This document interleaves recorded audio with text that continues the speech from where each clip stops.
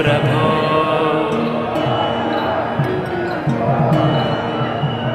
अज्ञाननाशाय विज्ञानपूर्णाय सुज्ञानदात्रे नमस्ते गुरो।